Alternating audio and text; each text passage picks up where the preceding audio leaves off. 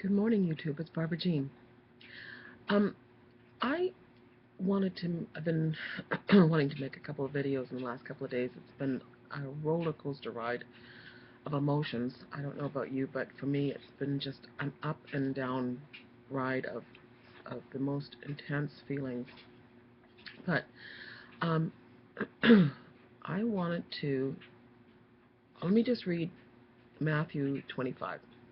I think we're going to be hearing a lot of this verse a lot in the next few days. Matthew 25, starting at verse 1. Then shall the kingdom of heaven be likened unto 10 virgins, which took their lamps, and went forth to meet the bridegroom. And 5 of them were wise, and 5 were foolish. They that were foolish took their lamps, and took no oil with them, but the wise took oil in their vessels with their lamps. While the bridegroom tarried, they all slumbered and slept. And at midnight there was a cry made, Behold, the bridegroom cometh, go you out to meet him. Then all the virgins arose and trimmed their lamps. And the foolish said unto the wise, Give us of your oil, for our lamps are gone out. But the wise answered, saying, Not so, lest there be not enough for us and for you. But go ye rather to them that sell, and buy for yourselves. And while they went to buy, the bridegroom came. And they that were ready went in with him to the marriage, and the door was shut. Afterwards also came the other virgins, saying, Lord, Lord, open to us. But he answered and said, Verily I say unto you, I know you not. Watch therefore, for ye know neither the day nor the hour which the Son of Man cometh. I'm going to tell you a story, or something that happened to me not too long ago, maybe in about 15 to 17 years ago. I can't exactly remember. It was about close to 17 years. Anyway, I had a tremendous amount of debt. I'm not going to go into detail about it, but it had a lot to do with school loans and just being young and foolish. So I had gotten into some major debt problems, and I didn't know I was going to pay back all this money I owed. It was in the thousands and thousands.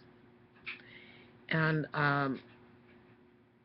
anyway, so I knew this was going to be a test for me, because in my heart of hearts I knew this was going to happen before it even happened. I knew this was going to happen, and that this was going to be a test for me to find out what I believed or what was in my heart. And well, I had gone into this debt. Of course, my loans went into collection, and I had debt collectors calling me and telling me, oh, you got to pay. And I'm going, I have no money. I have no way to pay this. I wasn't even working. I didn't have no job at the time. And it was extremely stressful, living with relatives and all the rest. Anyway, like I said, no details right now. But something inside of me said, wait on the Lord. And I had to learn to be faithful to that. Despite all what my outward circumstances, what was happening in my outward circumstances, and the pressure, I had to tell you, was immense. I had never experienced so much pressure, inward pressure, in my whole entire life at that moment.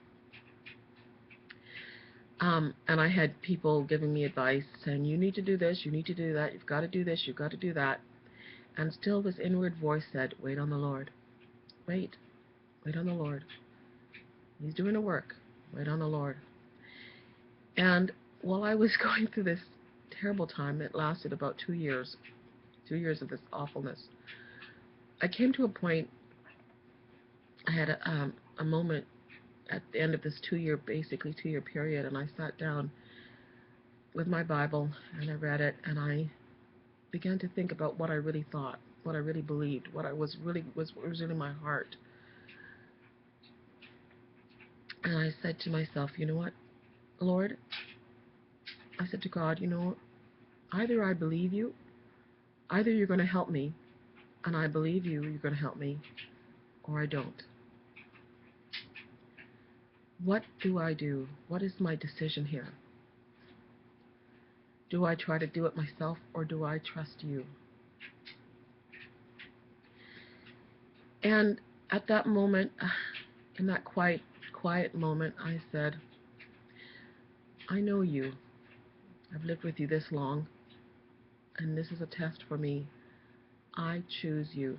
I choose to believe you. And then the Lord spoke to me when I made that choice. He put in my heart and he said, ask me what I want you to do. Ask me to reveal to you what needs to be done. So I said, Lord, okay, what do you want me to pray here, Lord? And then the thought came to my mind, pray that you'll be out of debt in a year. So I said, okay, Lord, I'm praying that I'll be out of debt in a year. That's all I said. I'll be out of debt in a year. And then this peace descended on me in a flood. This peace. After all those 2 years of spiritual torment and trial, peace settled on me. Because I had made a decision to trust the Lord for this moment, for this time. And then I have to tell you, a whole month went by and nothing happened. And every time Satan came to tempt me and say, did God really say? My heart went back to that decision I made, and I said, you know what, Satan, you're under my foot. I'm not listening to you anymore. I trust God. I've made a decision. And that peace never left. And about a month later, I got a call to go on tour. And I was on tour for about a year. I wrote all these checks to everyone I owed any money to for a whole year. Every month I would pay off this and the amount of money. And I gave the companies these checks in faith that in a year I would be out of debt. And I was. In 1 year I was out of debt. And as I was going through the Rosh Hashanah has been really difficult because we were all expecting the Lord to return. At that moment, we all had this high expectation. And I have to tell you, when Rosh Hashanah came, my heart was thumping, and I was so restless. I was agitated. I couldn't sleep. And when the rapture didn't happen on that day, on those days, I can't tell you the disappointment I was experiencing. I cried out to the Lord, and I said, Lord, did you really say these things? Are we all gone crazy? What's happening? And I have to tell you, I cried out to the Lord. I was in tremendous agitation. The emotional upset that I was feeling was intense. But as I was praying, something happened. The Lord came to me in my heart as I was pouring out all my feelings. The Lord spoke to my heart, and He reminded me of that moment, in those times when I had to make a decision. Who am I going to trust? Who am I going to believe? And I know, suddenly I realized,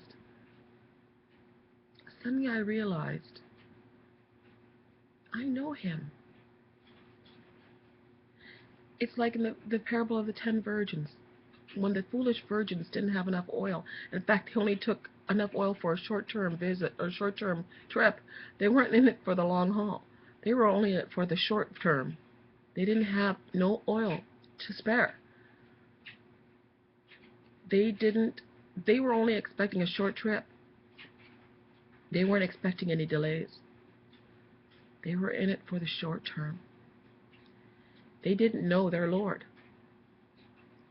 Our Lord tests us. He doesn't play games with us. His saints were having dreams and visions. I've had dreams and visions I've never had before. I've been waiting for the Lord for over 30 years. Looking and waiting for His return. For over 30 years, people. I know Him. I know He tests His people. And it's through the trials that we find out what we really think and what we really believe. As I sat there crying out to the Lord, all my unbelief came to the surface in such waves. I couldn't believe that demon seed was still in my heart. Because I sat there, I said, Lord, it takes a tremendous amount of faith to believe in a rapture. It takes a tremendous amount of faith to believe that you can raise dead people from thousands of years ago back to life. And my heart poured forth all this demon seed unbelief and fear and grief and disappointment. I had no idea it was there. But the Lord freed me when I was honest with Him about what I felt. And then I was able to go, I know you. I know you, Lord. You wouldn't tell these things to your people if it wasn't truth. I've been waiting for 30 plus years for your return, and I have never had dreams like this. I've never heard your voice so clearly. I've never felt your presence so strongly. Satan is doing his work right now, putting it into people's ears. Did God really say He was coming back? But those who know the Lord will say, yeah, because I know Him. I know Him. He's not a liar. My God doesn't lie. My God doesn't play games. My God is truthful. My God is righteous. And I know Him. He's coming. He's coming for His people. He said so, and I believe it. I believe it. Anyway, I just wanted to encourage each one of you. The 10 virgins weren't rejected because they had no oil. They were rejected because they didn't know their God. They didn't bring enough oil for the long term because they didn't know their God. They weren't in it for the long term because they didn't know their God. They turned back to the city because they didn't know their God. And when the Lord came and took those who were waiting and had the oil that they required, the Holy Spirit and truth, He came and took those virgins, the ones that didn't have the oil and were only in it for the short term. He rejected because they didn't know Him. He says, I never knew you. I know what my Lord spoke to me. I know the dreams He's been giving me. I know His presence has been around me. The question is now, what do you know? Do you know this too? Do you know the Lord like this? Get to know Him now. Now is the time. I know what He said to me. He's coming. And I believe it. I have put my foot down. And I say, I know my God. He's coming to take those people who know Him, who are not going to turn back because the delays, because the Lord is testing our hearts to find out what is really in us. If you've come to this point in Rosh Hashanah, it's over, and you go, oh well, another year, I guess I'll go back to what I'm doing, then you don't know my God. Think carefully about before you do something like that. The Lord has given us so many of His saints visions and dreams, and that this is the time of judgment. We know we're in the season now. This is the season. All the signs are pointing. Don't turn back yet. Turn your heart to God. Give Him your heart. Give Him your unbelief. Give Him your fears. Give Him your disappointments. Give Him your trust. Give Him your faith. And let Him grow it in you. He's able to heal everything. I know Him. I hope you do too. God bless you today.